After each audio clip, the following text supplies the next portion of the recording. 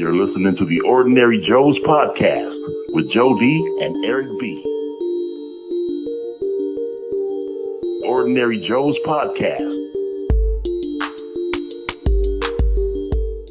All right, another episode of the Ordinary Joe's podcast. This time, we were planning to do a weekly review on Disney Plus's new What If, but we decided to wait 2 episodes and then go with this next 2 episodes. Maybe next week we'll do the 3rd episode. That one looks good. But today we're reviewing the first 2 episodes of What If. I'll start with episode 1, go with episode 2, then give our thoughts on what Marvel's doing and their plan, and hopefully all this ties into something, because I don't think it's going to tie into anything, right? Maybe. I don't know. Maybe we'll see. Possibly. All right, man. Let's go ahead and get this started. I am Eric B. And I'm Joe D. And we are the Ordinary Joes. Man, God, 3 times in a row, man. Look at that, man. We got to start getting paid for this stuff. We're professionals. Like professionals, man. Still nobody's knocking on our door, calling us and telling us that, hey, I want you to be part of my show. Hint, hint to you guys who are listening out there. You know? All right, Joe, man. Do us the honor. Let's start with episode 1, What If? Captain Carter were the first Avenger. Tell me your thoughts, man. What do you think about that? It was interesting. I wasn't expecting. I didn't know what to expect. I hadn't seen any of the titles of the first 2 episodes, so I really went in blind. In fact, I didn't even see it when I started it, so it was all just like it was new to me. And just to backtrack a little bit, I used to be a big fan of the What If comics, and anybody that doesn't know what that is, that's kind of alternate stories or universes where they take I'll give you an example. The first one, I think it was 1977, was What If Spider-Man was in Fantastic Four. So they do stuff like that. So literally it could be anything. And to see Peggy Carter become Captain America, I was like, okay, that's interesting. Let's see where this goes. Captain Carter, excuse me. Or she's from British. Captain Britain. Britain. Captain Britain. Yeah, that doesn't ring as well. Yeah. But I liked it. I mean, it starts off, like Captain America, the movie. It's animated, I think we should say too. Yeah. And it kind of turns left when Peggy decides not to leave the room when Steve Rogers is about to, get plugged up with all the stuff and turn into Captain America. She decides not to leave, and I guess this kind of spawns some new timeline. Oh man. And long story short, explosion, she ends up hopping into the machine and she becomes Captain Carter, and she's like Diesel. Dun, dun, dun. But I thought it was cool. This style of animation, sometimes I'm not a fan of. And if you don't know what I'm talking about, it's what kind of that super realistic style of animation. I don't know if there's a particular name for it. Looking it up right now. And so I was kind of like, I don't know if I can watch this whole thing, but I really forgot about it instantly because the story is pretty cool right off the bat. And you see a lot of the similarities from the movie, Captain America movie, in the animated series, which is cool. And you kind of right away can start making the comparisons of, what happened in the movie, what's going on here. And I thought the concept was cool. How'd you feel about, Peggy being Diesel? That part right there. I mean, the whole storyline. I love how, first of all, for you guys who haven't watched or don't know what we're talking about, Joe did say, what if it's alternate realities, alternate universe. There's a commentator in the beginning of the show. He's called the Watcher. And if you guys don't know what the Watcher is, he's like the Watcher of the universe, all that stuff, right? He's saying, things change. And with that scene where Joe just said, when they said, Miss Carter, would you rather be watching from, upstairs? And she said, no, I'd rather stay down here. The Watcher all of a sudden says, And at this moment, everything changes. Yeah. I was like, wow. It's like, you're like, wow. So, okay. So it's kind of like from the title alone, you already knew what was going to happen. Steve gets shot. And if you guys watched the original Captain America, it's that one Hydra agent who decides to blow up the area before and tries to get one of the super serums. Does the same thing, but this time he does it before Steve Rogers gets into the machine. In the movie, he does it after. And it's like, to me, it was crazy because it's like, okay, she goes in there, and I was hoping to see just Peggy Carter come out with the super soldier serum. Because you remember in Captain America, Falcon Winter Soldiers, those guys got injected with super serum, but they just stayed regular. They were just strong. Right. Yeah. She came out like a freaking Amazonian woman. Really she was tall. She was buff. I mean, it's like the only thing that didn't change was her face and her voice, right? Thankfully. And the funny thing was, and if you guys know, Steve Rogers and Peggy Carter has this relationship that they were trying really to hide, but in here they don't hide it. They're like really showing their emotions for each other. And here's this skinny, Steve Rogers, who's like falling in love with this freaking big ass lady. Like 3 times the size. And it's like, and I think when she went in there and came out, I think he fell more in love with her. He's like, wow, that's a whole lot of women right there. Yeah, I did find that a little weird. Like, I didn't understand the need to make her, that big, but I guess maybe they wanted to make her, larger than life and really show what happened, I think they wanted to give us the effect that you remember when Steve went in there in the original, he was small, puny, and then he becomes big, and right. I think they wanted to keep that concept where she's a female, and plus in the show they're talking about, the I forget the guy's name, the captain or the corporal was like, women shouldn't be on the front line and da da da da. Right. So I think if they kept her puny, it would have been more the, why the hell is this, puny woman or puny lady here? But I liked it. I liked the whole concept of it. I love the little things that they threw in. I kind of wish they threw some of that in the regular movie. Like, what do you mean? Give me an Steve example. Rogers is his Hydra smash or whatever his thing is called, the Hydra Stomper. Right. The Iron Man suit, kind of, sort of. Yeah, that kind of tech mech suit. Yeah, I was like, man, they should have threw this in the movie. Who would have wore it? And then that one Easter egg where Bucky's about to fall off the train, and then she pulls him up, and he goes, you almost ripped my arm out. My arm, yeah. I was like, wow.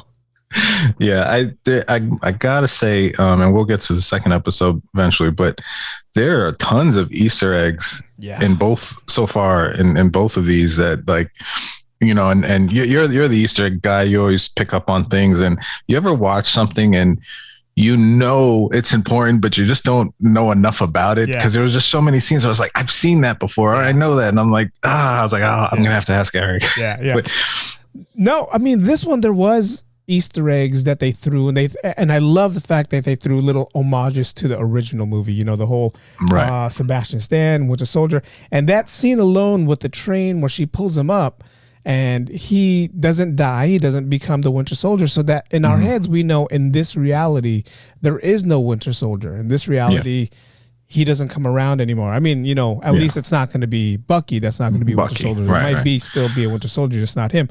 But yeah, there was just so many different ones. And that the Hydra Stomper was technically that's Mach 1. That's like Tony Stark's first. You remember the in Iron Man, was it 2 or no, Iron Man 1, where they were trying to steal the reactor from Tony Stark because he was trying to make that super suit, right? I forget the name of the character.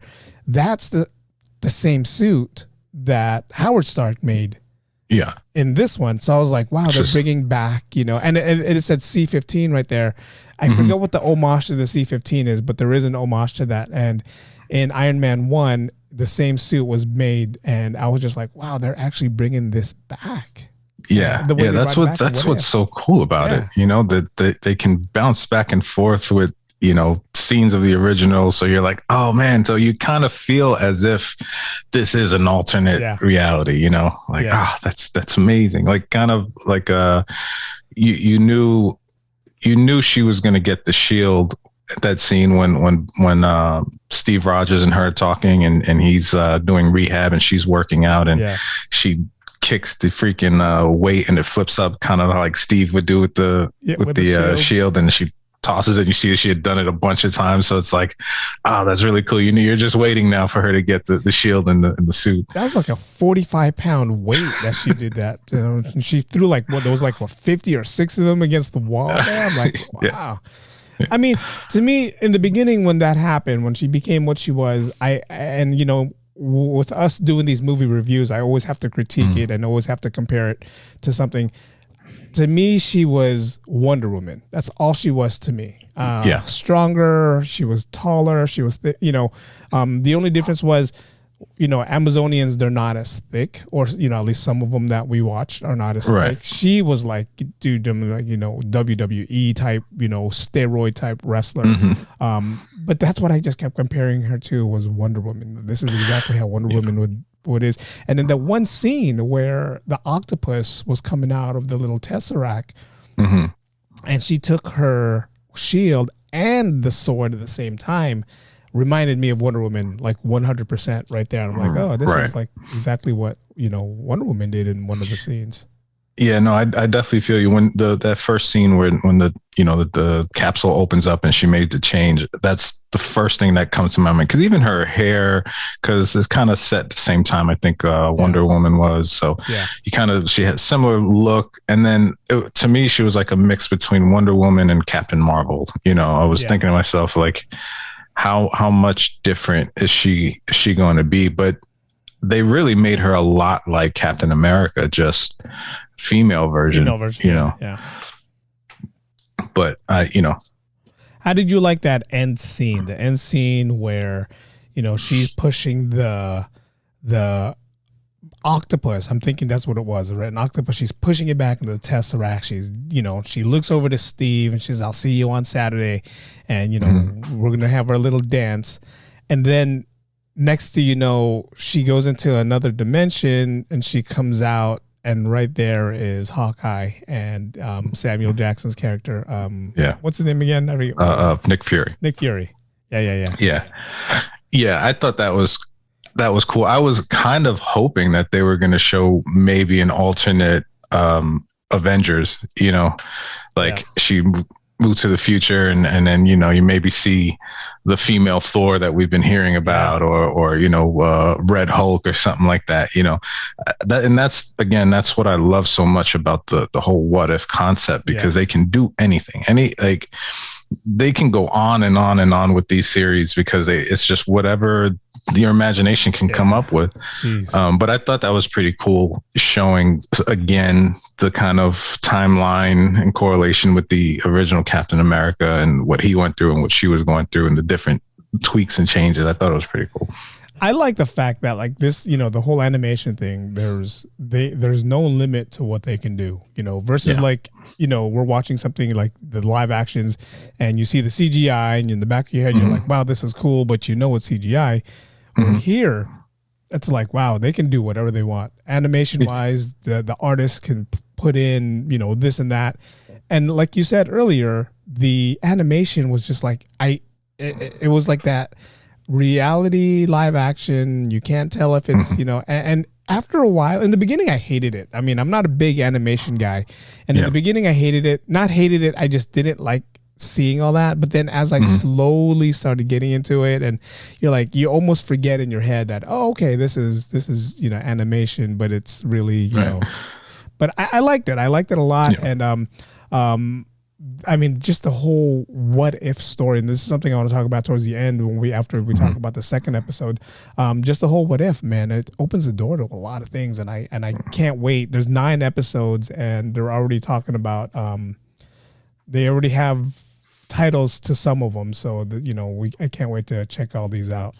Yeah, and I think another thing that helped too, but with the whole, like, if you're not used to animation, was that for the most part, a lot of the original actors from the movie are voicing their characters, with the exception of a few, like Steve Rogers. It's another actor, but he sounds just like Chris Evans.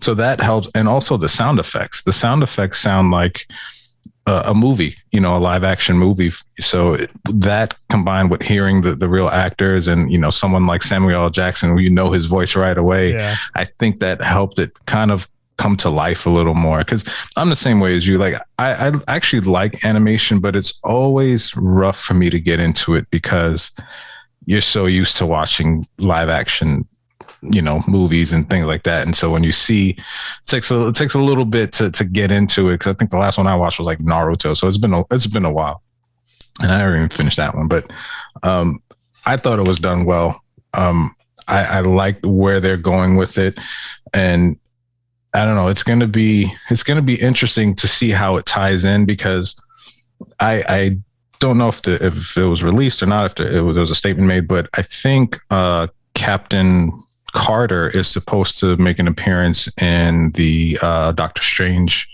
movie, the multiverse. Wow. So I think that might be where they kind of tie in some of the what if stuff, And it's funny because the last episode of this has something to do with Doctor Strange in season 1. And we'll talk about that towards the end when we go through the whole episodes. The second episode was really interesting. The first one I really enjoyed. The second one, I was kind of like, how are they going to pull this off? Me too. The second one is called T'Challa Became a Star-Lord. Yeah. Go ahead, man. Kick us off with that one. So right away, I was taken aback. I didn't know that this was done while Chadwick Boseman was still alive, rest in peace. Yes. So you hear his voice, and I mean, right away you get into the feels, like, because we all love Chadwick, and but I was really excited to hear his voice. Yes. And same thing. I was like, wait a minute, how, Black Panther, Guardians of the Galaxy, I mean, they're really far apart. Like, how are they going to work this out? And I think they did. I think they nailed it. Oh my God, yes, they did. And instead of them kidnapping, and I don't know Star-Lord's, real name. Peter Quill. Peter Quill. Yeah. Instead of kidnapping him, they accidentally get the wrong kid and they kidnap T'Challa. And there's just so much here. And he ends up traveling with, again, the blue guy. I'm sorry. That's why we're ordinary Joes. That's why Yondu. Yeah. Yeah. And they start to travel the universe, and he ends up becoming one of the Ravagers or whatever.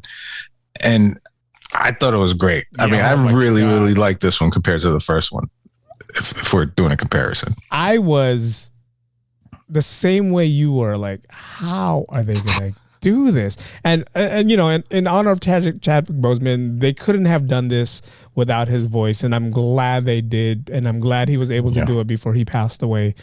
They do pay a little homage to him at the end of the movie, which to me was more heartwarming than what it was because you see the character, you hear him, and you're like, dude, there's no Black Panther without Chadwick Boseman. So but yeah, I was like, how are they gonna do this? How are they gonna figure this shit out? And the Ravagers are known to not be the smartest people in the world, right? They're not known to be the smartest people. And if you guys know the Guardians of the Galaxy story, Peter Quill gets kidnapped because Egon, who's played by Kurt Russell, tells Yondu, "Hey, get my son, bring him back to me." And so if you guys watch Guardians of the Galaxy, that's the whole story of that one. So,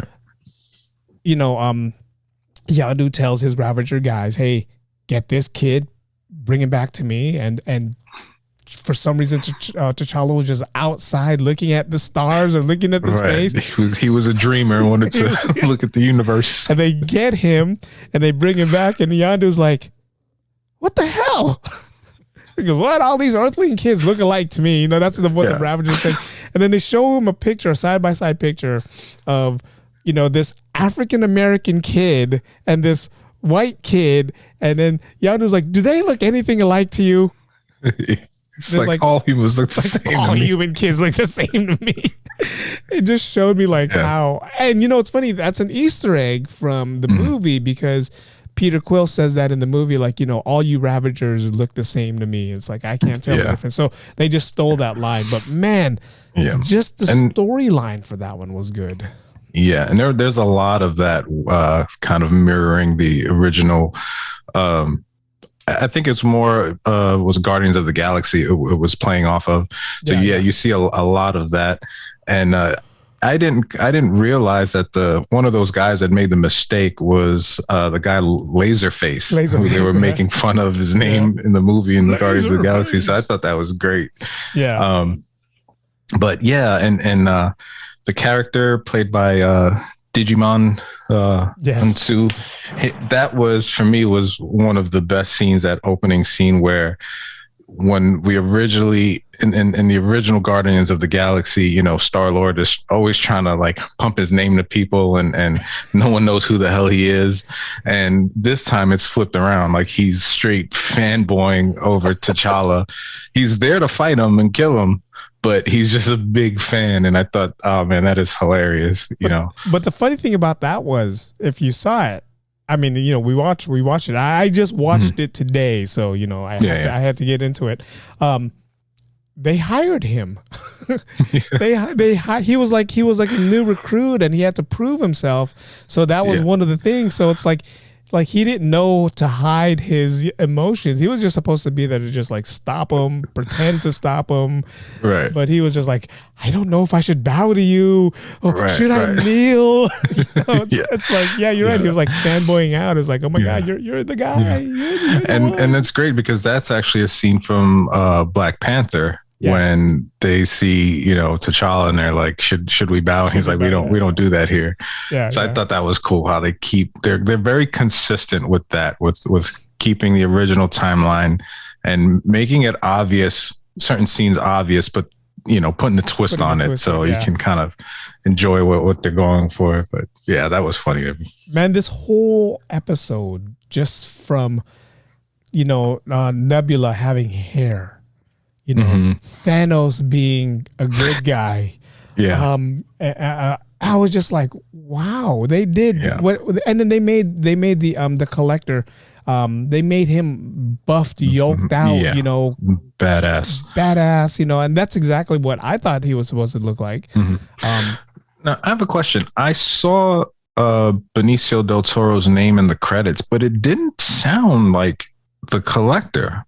I mean, I would have to listen to it again, or just double check that was the character that he voiced, because it sounded nothing like him to me. But I mean, his name was there. I saw it. I mean, I wasn't really. I mean, the only voice that I heard was T'Challa's voice, Chadwick Boseman, Yondu's voice, who was played by, I forget the guy's name. That's in Walking Dead, who I'm Walking Dead, about? yeah, Daryl's brother. Those are two voices that I recognize. Even what's his name's voice, who plays Thanos, that was his original voice.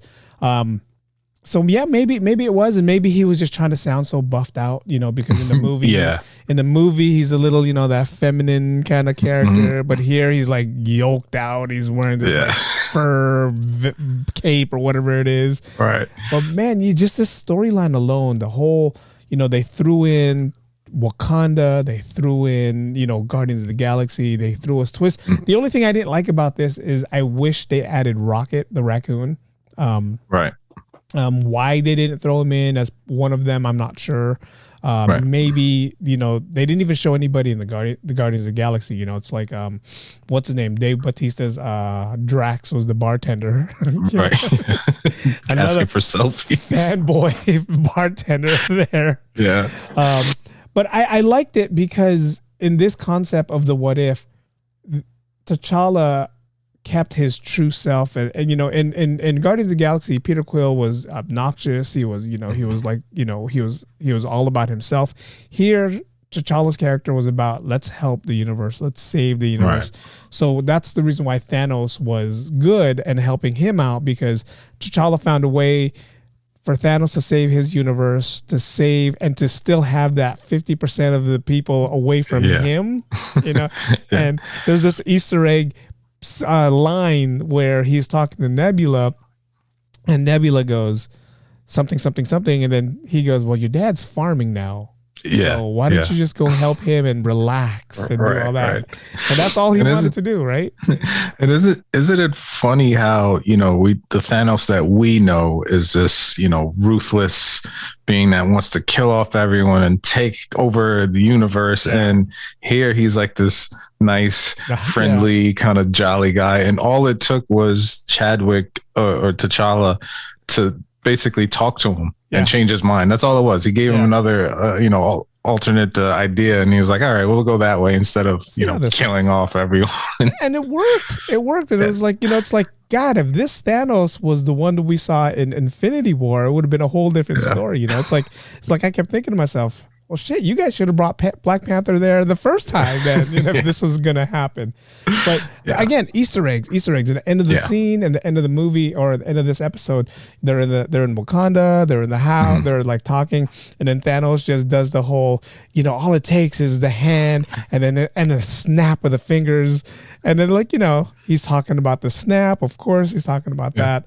I was like, wow, there's a lot. I have to rewatch it just because there were so many Easter eggs in this one. There are tons. Like in the beginning scene where the Watcher or whatever is talking, if you look inside his silhouette, there's about 5 planets that are all the colors of the Infinity Stones. Yeah. So, they drop all those kind of little clues. And one of my favorite characters or scenes was what you said earlier, but with the Collector, because when he's fighting, I believe it's T'Challa, he's using all the things that he's collected over time. And you see Captain America's shield. You see Thor's hammer in the background. I forget her name, but Thor's sister's I forgot hat or whatever. Yeah. So it makes you wonder, did he kill off all these people? Is he like the Thanos of that universe, that wants to take over everything? So I love that they just leave all those options open, and if all these episodes at some point are going to tie in, it'll be really interesting to see. I don't know if that's something that they're going to do, but that would be pretty cool to kind of show the backstory to that, how he got all that stuff. I mean, that was crazy when he snapped and that whatever crate came there, and the first thing I saw was Captain America's shield, right? Yeah. So it's like, okay, now we just watched Peggy Carter go from Captain Carter to now this reality where Captain America got kidnapped or something, whatever happened to him. And the Collector, that's the reason why he wanted Chadwick or T'Challa, right? Because he wanted a Wakandan in his collection, and maybe that's what he was doing. Maybe he was stealing these characters and these people and putting them in his collection. I kind of wish they showed, like, at the end of the scene where his helper opens up the collection gate or the prisoners and they all come out. I was kind of hoping they show, maybe Captain America. Maybe the lady from Thor. I was hoping they showed all that, but I guess that's for another episode or another show. Yeah, but they did show one of my favorite characters. I know you're not the biggest fan of him, I knew but you were going to bring that up. Howard the Duck made an appearance. Now, as a kid, I loved Howard the Duck. I don't know how old I was. I was young. I was probably like 6 or 7 when the movie came out. And that's why I loved it. It was a kid movie. It was made for me, but I never knew until Guardians of the Galaxy that Howard the Duck was a Marvel character. Yeah. I was clueless. And I like how they made him, and he's still kind of sort of the same sarcastic alcoholic. Oh man. I was like, Eric's going to hate this. Well, that part was kind of like, okay, which Howard the Duck are we going to get? We're going to get the cool one. So he, T'Challa's like, tell me how to get to this, and he's like, forget it, you're telling me too much, show me, take me on a tour. They're walking around, and here's Howard the Duck. Time to grab a drink first. I'm like, dude, the guy just let you out, I really hope we see a lot more of Howard. Yeah, I mean, I want, in honor of you, Joe, I want them to do a what if, maybe in season 2, a what if of Howard the Duck. What if Howard the Duck was, Doctor Strange? I don't know, something like that. Yeah, and things I've never read any of the comics, so I don't know now how the character Howard the Duck is supposed to be. I don't know if it's like the movie they made back in the days or how they're, depicting him in the show. So I'm really interested in maybe going back and maybe I can find them online and look at read them. From what I know, and this, don't get me, quote me on this. From what I know, Rocket and Howard the Duck came from the same lab. Okay. They were supposed to be like these cute animals that ends up becoming assassins or killers. But things don't work out. Howard does his own thing, and then Rocket does his own thing. So from what I know, they're from the same, lab, the same group. Right. That's why when they saw each other in Guardians, they didn't really talk to each other. Hopefully those two comes around, and it's like we'll see Howard the Duck again. I mean, he's now roaming free from the last Infinity War, right? When he messed up the Collector. So hopefully we do see more Howard the Duck. I mean, maybe just in the what if, because I don't know if I can see him in the real MCU. That's funny.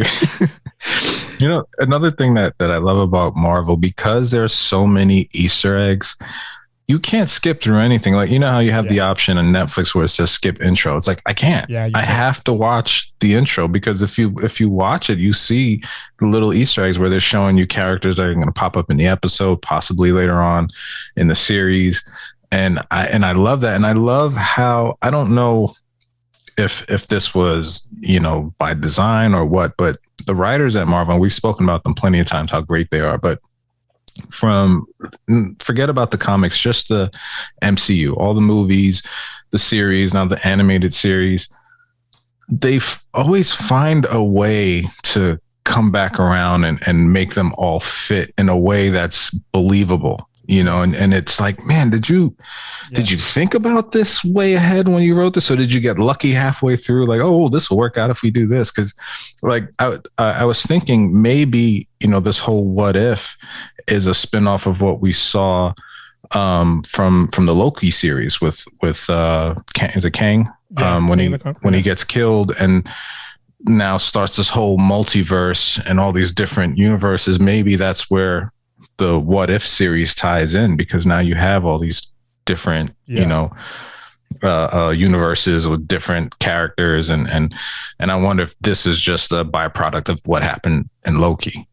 I mean, episode 3, it says it right here, coming out next week. It says, what if Loki presented himself to the governments of the earth as king of Asgard using all his diplomacy? So interesting. Next episode is going to be about Loki, so that's going to maybe tie into what you just said. Maybe. I like what you said earlier about Doctor Strange and the multiverse of madness. Maybe he's going to be going into, different multiverses, trying to find.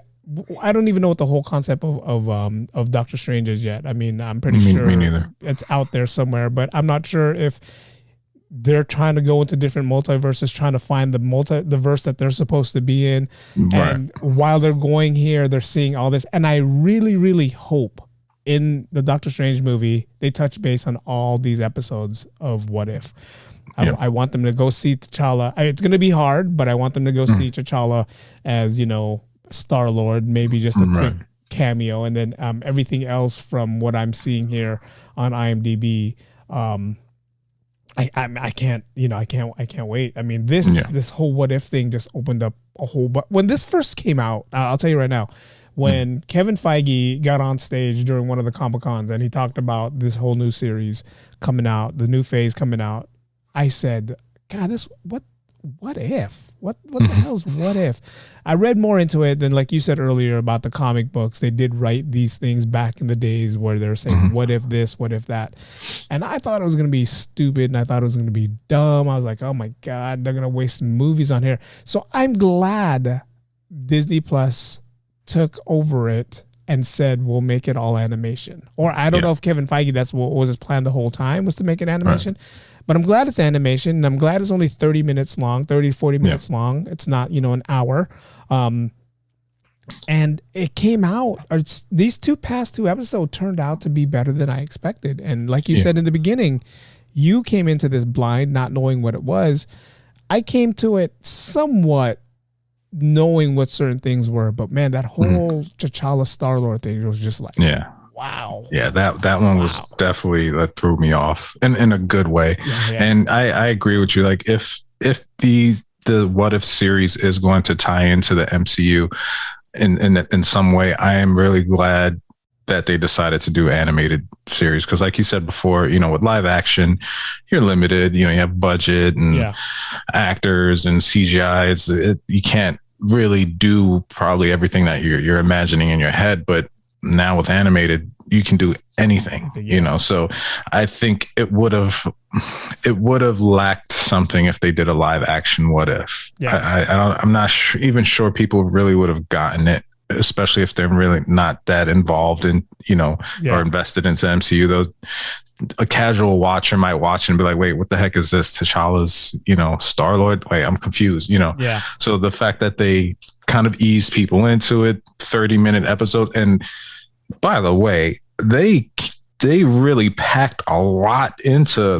33 minutes. I mean, they kind of hit all the points, and especially in Captain America, where you feel like you're watching Captain America, but it doesn't feel rushed. You recognize the scenes, you recognize where they are in the movie, but they're like, listen, who the characters are. You don't need backstories here. Let's just get to the point. And that's what I loved about it. It's just right to the point, right to the action. Yeah. And I think they freaking nailed it again. Marvel, kudos. Yeah. I mean, just the whole, like piggybacking off what we just said, we didn't have to overthink what was going on. The only thing, the only thing was in episode 1 with Peggy, it was the obvious choice when they were like, come on, we have to do this. We have to get this in. And Peggy was like, I'll do it. Forget it. I'll do it. I mean, the one thing that I would have done in this movie, in that episode, is if Steve Rogers was the chosen one and he was supposed to go into the machine, become the super soldier, and he got shot, Howard Stark was there. The captain or whatever, the colonel, was there also. Right. When they were rushing to do it, why didn't they just pick him up and put him in there? Yeah, I thought the same thing. I mean, I got it. He was shot, but I mean, I would assume that serum and all that stuff would maybe heal him and make him better. They didn't. Maybe if they would have made it seem a little more serious, his injury, then you kind of understand why. But yeah, that was a bit of a kind of like, well, that was too easy. But all right, I get it. But then I saw something where they were saying even in the Captain America movie, they always tried to show that Peggy was, as worthy, of holding the shield as Steve, because there's a scene where she goes to shoot the guy, the German, and he knocks her out of the way, but she was dead on, and that also the scene, and this I saw this afterwards. I didn't notice the scene where he jumps on the grenade, when they're in the Captain America movie, she was right behind him. She was running herself to the grenade. So, the whole time they're showing that, she's badass too, so either one of them could have gone in. But I like that they still made Steve Rogers a hero. They put him in the mech suit. Oh man. And because, he's just, when he was puny and before he became Captain America, like he was just such a good guy. He just had so much heart. He just didn't have anything physically. So I thought that was cool that they still kind of gave him a little shine and made him a hero. Yeah, I mean, when Howard Stark made that suit for him, I was just like, wow. And the first thing I thought of was Captain America. I mean, Iron Man, and I forget the guy's name in Captain in Iron Man. But when they made that suit in Iron Man, again, I'm getting these shows mixed up, and then they bring it into this What If episode, I'm like, dude, that's the same exact suit. It's just animated, right? And I'm like, wow. I mean, it's like, don't quote me, you Marvel nerds who are nerdier than I am. If that's not the same suit, I apologize, but that's the suit that I associated with it was a Stark who made it, and it was a Stark in What If that gave it to Steve Rogers. But man, yeah, you're right. I was happy that they gave puny Steve Rogers, something to fight for, something to fight with, because he wants so bad to help he wants to be a part of the fight. I wish we could just save them. Why can't we just join them? It's like, because you're 5 foot nothing, 100 and nothing. You mentioned something earlier, and it had me thinking. With the continuation of the MCU and the movies and all the series, it's going to be hard to continue without Black Panther. And so how do you manage that? Do you get someone new to play him, and is it going to work? I don't know how I would really feel about that, because, Chadwick, again, was such an amazing, did such an amazing job with that character. That's who you associate with Black Panther. So do you think they could continue it with someone else? Everyone's saying it's gonna be his sister, right? And she's supposed to take over the mantle of Black Panther. But also a lot of people is hoping that they find a way to bring back Michael B. Jordan, because Michael B. Jordan was, he was a good Black Panther as well. So I'm hoping, with everything that we're watching here, from Multiverse to the What Ifs to Doctor Strange and the Multiverse of Madness, I'm hoping the writers find a way to remember. It was only that one. It was the one incident where, T'Chaka goes back to Oakland, confronts his brother and says, and accidentally kills him, but doesn't say, "Let's go take your son." And even T'Challa says later on, "You left him there. You made him what he is right now. If you only took him with you, this wouldn't have happened," right? Yeah. So I'm hoping with the writers doing this, they find a way to go back in time. Maybe don't kill the brother. Take Michael B. Jordan's character, bring him back to Wakanda, show him the Wakandan ways, and then find a way to make him, the next Black Panther. A good Black Panther, not that evil Black Panther that we saw him. Yeah. I mean, it's pulling, it's stretching. I don't know. I mean, I think that's actually a really good idea, because with the whole concept of the multiverse, now it gives you the option to go back in time and rewrite history. Yeah. So if there is a crossing of the multiverses or the different universes, maybe we'll have what's Michael B. Jordan's name? I forget his character, Killmonger. But yeah, maybe, you have a good Killmonger that somehow makes his way over to what's going on in the universe that we know. And I mean, I think that would be awesome. Yeah. I mean, but I also like the idea of his sister, because she was a great character. She's a good character, but you remember, like we said in when we talked about Black Widow, is Black Widow's a good side character. She's a good supporting cast, and don't take anything away from I'm looking up her name now. Latita Wright, Shuri is her name. Don't take anything away from her. She's a good character. She's a good actress, but as her being the lead in a movie, I don't know if she's strong enough to be the next. I mean, you're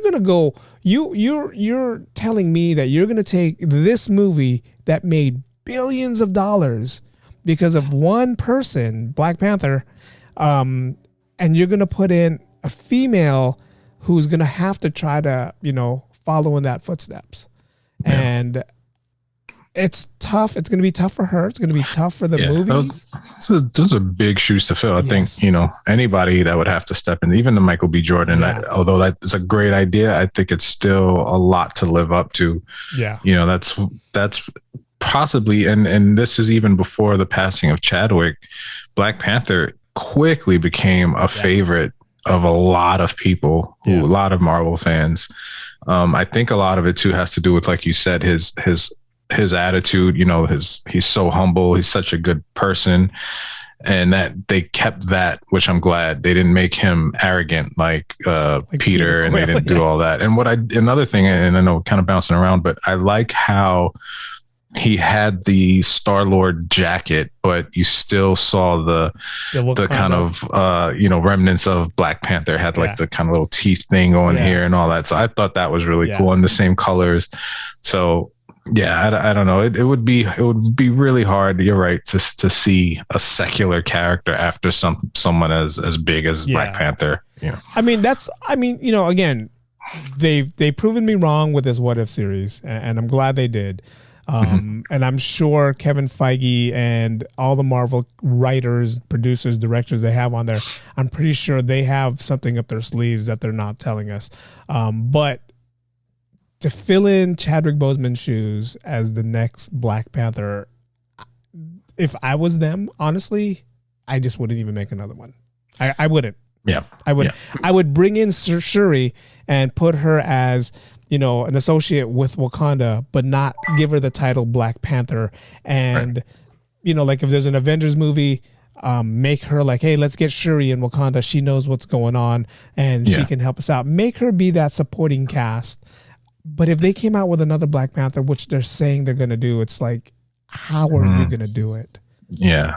That's going to be tough.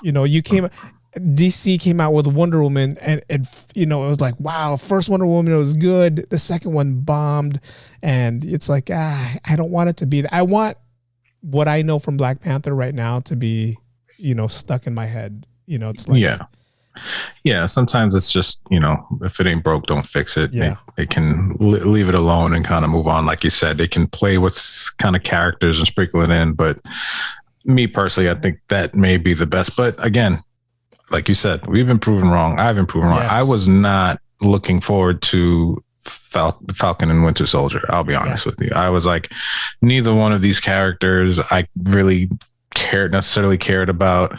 I was like, even Bucky, Bucky and that character and all that. I'm like, I don't know. Can you really carry a scene? And I was blown away. I was completely wrong. Like it was one of my favorite of the series. So the writers are really talented. Maybe they can pull it off. Maybe they'll surprise us. Maybe. I mean, maybe if they took it and made it into a Disney Plus and see how the reaction is to us fans with Shuri being the next Black Panther, and then like, okay, they like it, let's bring it up to the big screen, versus, we're throwing this to you guys, we're gonna make her the new Black Panther, we're gonna see how it is, and everyone's like, she is all right, and you're gonna hear, and this is coming from me and coming from half the people who's gonna watch the next Black Panther, you're gonna hear, it wasn't Chadwick Boseman though, I like Chadwick Boseman better. I mean, we're all going to say that. We're all going to compare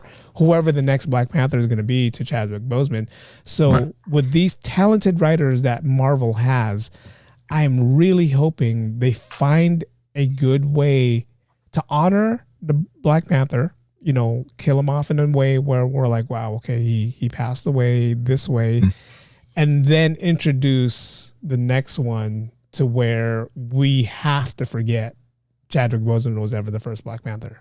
Right. So, Marvel, you guys have a lot of work to do on this one. If you're not already doing it. And I'm wondering too if that's why they've kind of continued on with all these new characters in the Marvel comic universe, not MCU, because how long can Robert Downey do Tony Stark? How long can Chris Evans do? You know what I mean? Like at some point, they'll get to an age where you can't use them anymore, and it's going to be hard to switch up. So I think they just said, screw it. We'll just go completely different direction, new characters, and make, more beloved characters people are going to go crazy over. Yeah. And so far, I love it. And I really dig how they've decided to do a lot of the backstory on these in the series, so when they do come out with the movies for the next, phase of the MCU, they don't have to go so much into the backstories and origin stories and spend the first hour of the movie explaining to you how we got here. You already know it was all, we saw it in all the series. So now they can really get to the meat of the stories and just get right to all the action and move it along. And I'm assuming that's why they did it, because you're introducing a whole new phase of people and guys like us who we're Marvel fans and we read the comics, but there's characters that we probably didn't read. We probably, you know, Spider-Man and Wolverine and all the big ones, but you know, even Guardians of the Galaxy, I didn't know about that till they came out with the movie. So hey, I didn't know about Black Panther till they came out with the movie. I mean, I've seen his character in comic books, but I've never said I'm gonna go buy a Black Panther comic book. Yeah, you know, it's funny. I got a Black Panther comic book before the movie came out. I think I had downloaded the Marvel app, which I've spoken about before on here, and it kind of got me back into wanting to read comics. And I went to a comic shop, and I haven't been to one in years, and I'm just looking around. I don't know what to grab or what's hot or whatever. And I start talking to the guy who's a typical comic shop employee, long hair, stoner dude. And I just kind of talking to him, and I'm like, hey, so what's hot now? What's new? What's the character, you know, everybody's reading? And he was like, oh, it's Black Panther. And I was like, oh, cool. And I mean, I sat on it for a really long time before I read it. And when I read it, I was like, oh, this is really good. And then boom, they came out with the movie. So I was excited about the movie because I had just discovered Black Panther. Yeah. But I, for some reason, thought that was a new character, but apparently it wasn't. I think he's been around. He's been around, yeah, for a while. So, yeah, I mean, like you said, there's characters here that Marvel can, you know, hell, who knew about Shang-Chi? I didn't know about Shang-Chi. I didn't know. They're like, we're releasing an Asian character. I'm like, really? There's a Shang-Chi? What? You know, and for that to be released, and for the next, that's going to be the next big Marvel movie that's coming out, is Shang-Chi. Yeah. I can't wait for that because I'm sure some of this stuff is going to tie in. Let me see. That's coming out next week, September 4th. So that's going to come out between episode 4 and episode 5 of What If, or September, not 4 is coming out September 1st because that's when, Labor Day weekend is, right? Is it weekend? Oh, geez, already? Wow. Yeah, Labor Day weekend is September. I'm still in August. I'm sorry. Yeah, so it's going to come out on the 31st. What month am I looking at? Good Lord, I can't even look at my month. It's 2021, Eric. Yeah, sorry. It's 2019 character. It's coming out, September 2nd, which is a Thursday night. That's when it's coming out, and September 1st is episode 4. I don't even know what September in this What If series, so I don't know if this is going to tie into the What If. I hope it does. Yeah. Now, are they doing the early access again, or is this just a theaters only release? Theaters only release, and early access is going to be Thursday night, like the old days, back in the days that people used to. I don't think Disney Plus is going to get this. Probably till later, from what I know, but I think this is going straight to the movie theaters, and what sucks is I bought tickets for the Saturday at 7:45. But for you guys who don't know, I also coach high school football, and there's a game at 7:00 in Santa Cruz that night. Oh. So yeah, and I'm going to have to get refunded for my tickets. And I thought you were going to say, sorry, kids, not.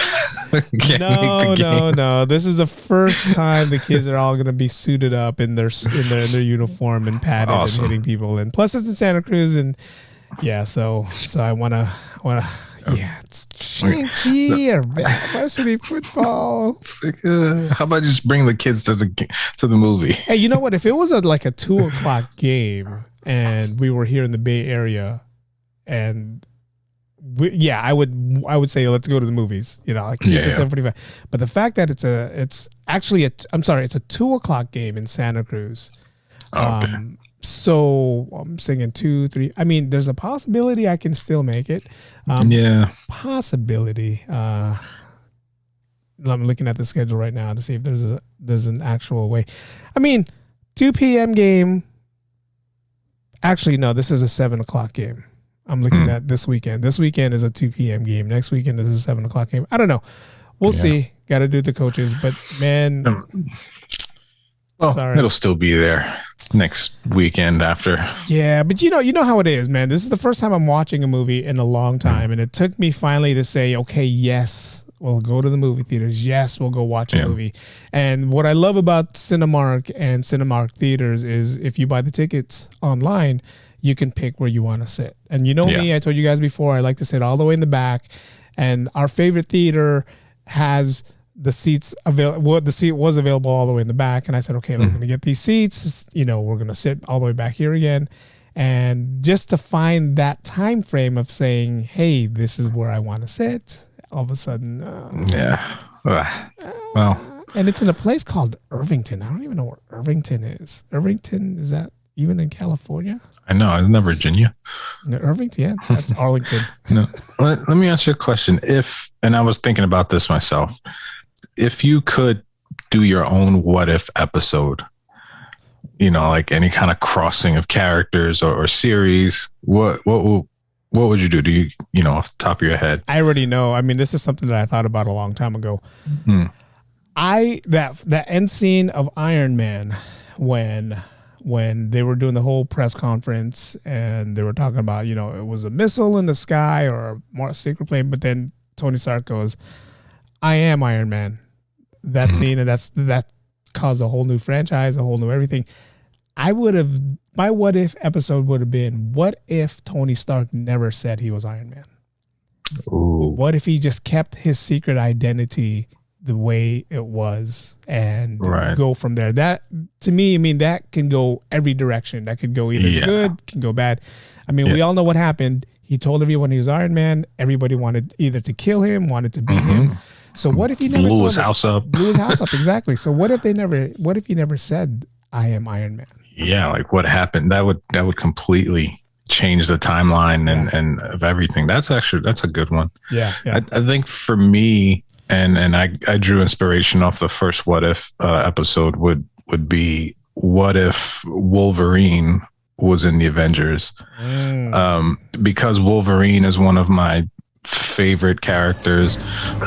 X-Men, I love X-Men, and I am still not happy with what they've done with the X-Men movies, and so I'm still kind of craving a good X-Men Wolverine movie. X-Men movie, you know, and I'm talking about X-Men where they have the yellow and blue suits, and I'm not, you know, not them individually, but I would really like to see, you know, Wolverine, how he would, because he, you know, Wolverine was always that sort of he was a hero, but he was rough around the edges. You know, he was still kind of like borderline. You didn't know if he was a bad guy or he was a good guy, but he always ended up doing the right thing. So to see him interact with a Tony Stark or a Hulk or a Thor, you know, all these kind of alpha males and how he would kind of fit in there, I would like to see that. But I mean, hell, I'm still, you and I talked about this before. We're still waiting for, you know, the X-Men characters to make their way into the MCU, and maybe these what if series, maybe this, you know, Doctor Strange Multiverse of Madness will finally introduce us to someone, you know, maybe, you know, I mean, my favorite MCU character of all time, I mean, X-Men character, and I'm not even talking about X-Men, I'm just talking about that genre, is Quicksilver. And, you know, I can't wait for them to bring Quicksilver here, and how, you know, it's funny, and I was watching Infinity War, or Endgame last night, and it was on TV. And that one scene where Thanos' ship is shooting down at everybody, and then all of a sudden something just came in the atmosphere, you know, and, you know, we all knew it was like, oh shit, it's Captain Marvel, because she's been MIA throughout the whole movie. I was hoping it was Quicksilver or someone, one of the Fantastic Fours coming in. I was like, oh shit, it's Johnny Blaze. Cool. yeah. What if they did like a crossover with DC and Marvel? You know, it could have been Superman that came through. Like, that'd be interesting. That would be. What if Superman and Captain Carter had a baby together? Jeez. Be huge. Jesus. That, man. Diesel little baby coming out with superpowers. You know, that's one thing I kind of wish they did in the movie, in this what if episode, is when she came out of that you know, whatever cocoon thing, that the machine that made her big, and we saw how yoked she got, right? I was really hoping her voice just got a little deeper. You know? Yeah. You know?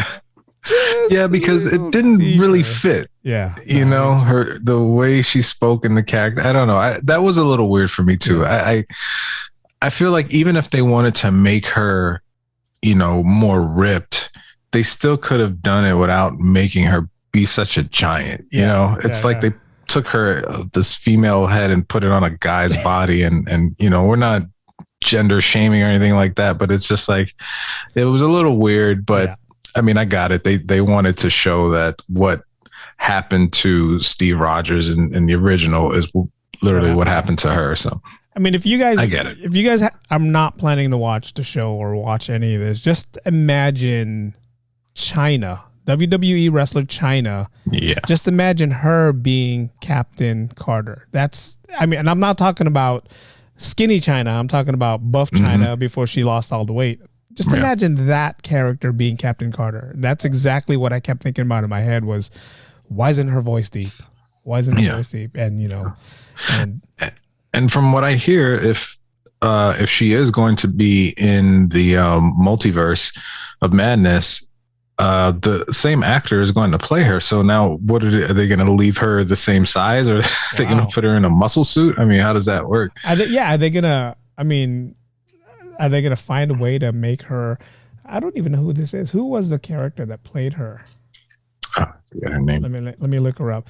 I want to see what she looks like in real life. That's the only reason why. But it's going to be Haley Atwell is who played her. Is she she's not the real Agent Carter, right? I believe so. I believe that was the same girl. Damn, it is the same. It is the same person. Yeah. Wow, I didn't know. You know what's funny is I didn't even recognize her voice as the real Peggy Carter in the movies. I'm like, oh man, it is her. Yeah, I had to look just because I said I was confused about the whole Benicio del Toro thing. So I was looking up, and I was like, actually surprised to see that most of them returned. I was surprised that wasn't Chris Evans, because that guy sounds exactly like him. Who was that? Was a good fill-in. It's funny because it says Josh Keaton is the name, right? And it says skinny Steve Rogers. So is there a big Steve Rogers? Oh, maybe later on in the episodes. And I was happy to hear that Chadwick did voice T'Challa for 5 episodes. So that means we will be seeing more of Star-Lord, I guess. Yes. And it's funny because looking at all this, man, everybody came back, exception of Chris Evans. Samuel Jackson did Nick Fury. Jeremy Renner did Clint Barnes. Stanley Tucci played the Doctor, same Doctor. Howard Stark was Dominic Cooper. And then Ross Magford, he played Red Skull. He did the Red Skull voice, and even Sebastian Stan, Toby Jones, who is Zola. He used the voice. It's like they kept most of the regular people who was in the movies. They kept their voice. They kept their characters. I kind of like that. I guess they couldn't get Tommy Lee back because his character gets shot in the beginning when Steve Rogers gets shot. His character gets shot. That's why that other guy, the other colonel, takes over, and he's voiced by the dad from Get Out. I don't know his name. He does that voice. So I guess that was a way of like, damn it, we couldn't get him back, so let's kill him off and add somebody else. I'm looking at the voices for the Star-Lord. So they did bring back the regular people, Josh Brolin. Yeah, Benicio del Toro. They probably just made his voice a little deeper just for for effect. Wow, they did bring everybody back, which is kind of cool. And did you know, because I didn't pick up on this, the Collector is actually the Grandmaster's brother. Yeah. I didn't know that. I saw that. What was it? Thor? Was it the last Thor Ragnarok? Ragnarok. Yeah, they mentioned that. Jeff Goldblum's character. Yeah. Yes. Drax was voiced by a different person, so it wasn't Dave Bautista. Oh, okay. So yeah, that's kind of probably why the whole selfie thing. Man, no, I like this. I love this. Hold on, I'm trying to see if I can find this scene. No, I'd prefer to stay. Right here. There. That's the moment that created a new universe. that far right there. Jeffrey Wright, that's the name. That's the guy from the voice of the Watcher. And man, when they said that, I'm not lying. When they asked her, would you be more comfortable sitting upstairs? And she said no. And his voice just came out of nowhere. Yeah. I got goosebumps. I was like, oh shit, what's gonna happen? And what's awesome too, and I really liked, is that if you see that scene in the movie, it wasn't really that big of a scene. It was just kind of said in passing, like, would you like to say, no, I'll go up here. And I love how they just took that, because it makes you think, let's just say if this is really happening to us, little decisions that you make in your life could be spawning some, different universe somewhere else. And I love that about that. Yeah. They took that one little, part. And what I like about it too is in the animation version is, watching it and seeing it right now versus the live action. The live action, there was a lot of things that can get your mind going different directions, right? It's like everybody was too busy watching the CGI skinny Steve Rogers, go into the suit. Like they wanted, we wanted to see Marvel mess up, and the head is over here, but the body's. Right. We were too busy watching that. Well, here in the animation, you don't see any of that because you're lost into what's really going on. So the scenes look more intimate because it's like the scene where they're putting him in, it's like it's just that scene. It's one shot and it's a fluid shot, and it's like, wow, this is, and again, when I was watching Captain America, the original one, I'm waiting for Marvel to screw up and like, the face accidentally comes off and you see the real person's face. Yeah. But no. Yeah. You're definitely right, because for me, it was a little distracting in the live action movie, watching the skinny Steve Rogers, because Chris Evans and how buff he got for the role, how big of a guy he is. And so you can, like you said, you can see where the CGI is. You can see it looks a little off. His head's a little big, and it's not enough to ruin it, but it's enough that it's there. Yeah. But with the animated series, like that's all gone. And again, like just piggyback what you're saying, like that is great to just keep you focused on the story and just keep going. You're not distracted. You're not. So episode 3 is going to be the Loki one. Episode 4, they're not talking about what it is yet. Episode 5 is Thor. What if Thor came back? And episode 7, it shows all the Avengers, but it doesn't say what it is. Episode 8, the infamous Marvel zombie comics come to life in this episode. I can't wait for that one, because if you never read the zombie comics, that one is going to be a good one. And then the final one, episode 9, I'm assuming it's going to be 9 episodes. It's the alternate timeline. Vision becomes an all-powerful android known as Infinite Ultron. When he merged with rival android Ultron, now it's up to newly formed Guardians of the Multiverse to put an end to this before it's too late. And they're showing Doctor Strange in this clip, so that's going to be crazy. Ooh. Vision and Ultron becomes one person, and that's exactly what they were trying to do in the movie, right? That's awesome. I wonder if James Spader's going to voice him again, because if we're talking about filling big shoes, his voice was perfect for Ultron. So right now they don't have the cast. It's Jeremy Wright, which is the Watcher, and T'Challa is going to be in here. So maybe these Guardians of the Universe, the multiverse, is who we're seeing now in the What If series. We're seeing Loki, we're seeing Thor, so we're seeing Agent Carter. So maybe they're going to be the Guardians of the multiverse. The new Guardians, the new Avengers, the new. Yeah. I love it, man. I love it.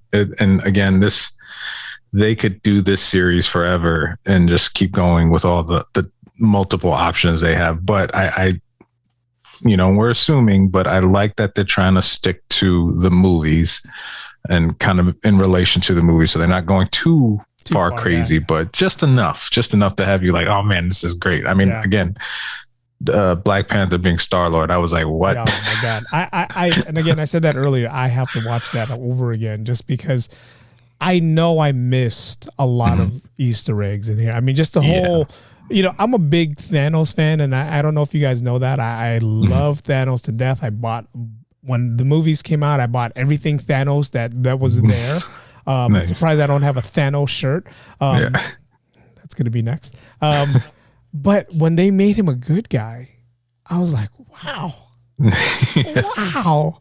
I kind of like, it's funny because I was thinking to myself, like, do I like him better as a bad guy?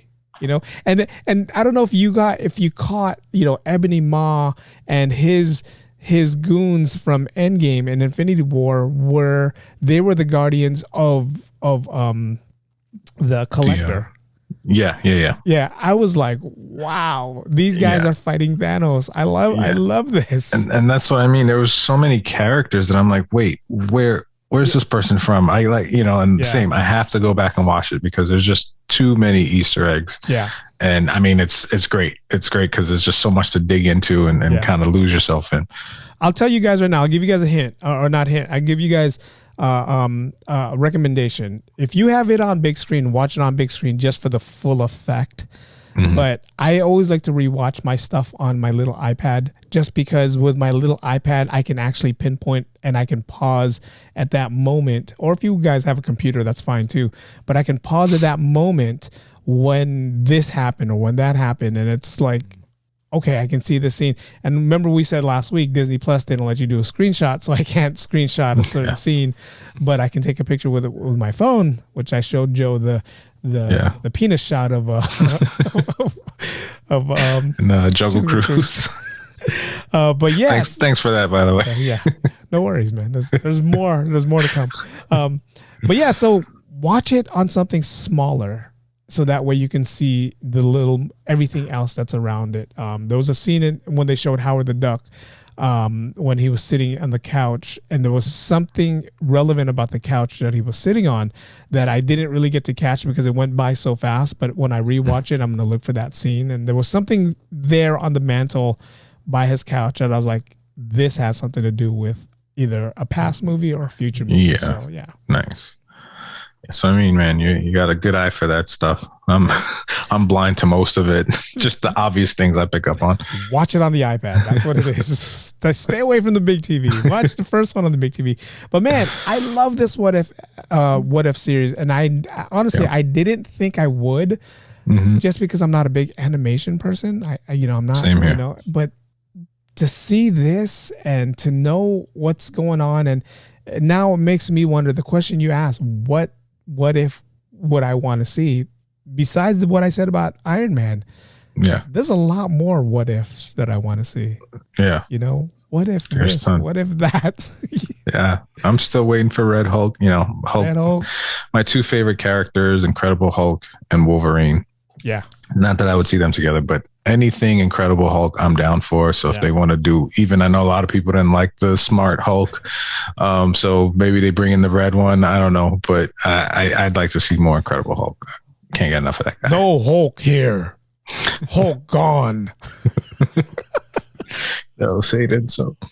Oh man, but man, this was a fun episode. Yeah. I can't wait for next week.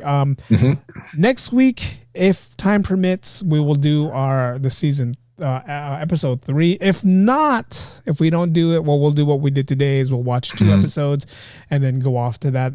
We both have busy schedules coming up. Yeah. So if you guys don't catch us next week, then we'll most likely be there the following week and just do all that. But tell us your thoughts. Tell us if you guys liked these episodes. If there's anything we missed, please tell us. If there's anything, if you guys believe that, Agent Carter or Captain Carter should have been, Captain Carter, which I'm still kind of on the fence on, Yeah. Yeah. It's like, what if Captain Carter and Steve Rogers had a baby together? I know how it'll be a super baby. It'll be Hulk's famous line, puny human. Yeah, exactly. Puny arms.